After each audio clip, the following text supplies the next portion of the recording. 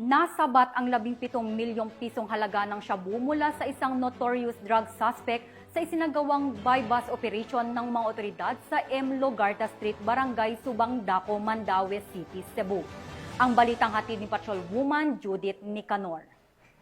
Nasabat mula sa isang notorious na drug suspect ang tinatayang 17 milyong halaga ng hinihinalang shabu sa sinagawang buy-bus operation ng kapulisan ng Mandaue City sa M. Logarta Street, Barangay Subang Daco, Mandaue City, Cebu nito lamang nakaraan.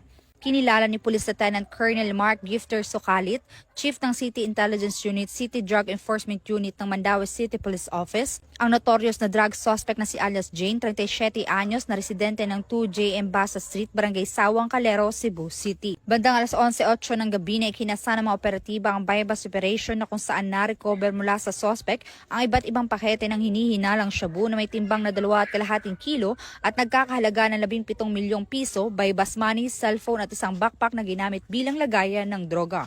Siya ay kasalukuyang nakapiit sa Police Station 2 ng Mandaue City Police Office. Police Colonel Abu sa Junior, Mandaue City Police Director, said the operations reflect the continued resolve to protect the city from the spot of illegal drug. He said that the MCPO will remain aggressive yet local in the operation. The communities deserve a safe environment free from the influence of illegal drug.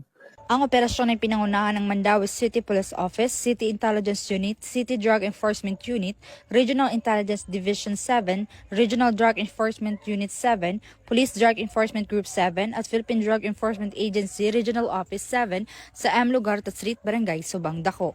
Ang matagumpay na operasyon ay patunay lamang ng mga kapulisan ng Central Visayas ay patuloy sa kanilang mga operasyon laban sa iba't ibang uri ng kriminalidad tungo sa isang mapayapang bagong Pilipinas. Mula dito sa Mandaue City Police Office, ako yung Police News Network Correspondent, Patrolwoman Judith Nicanor, alagad ng batas, tagataguyod ng Balitang Pulis.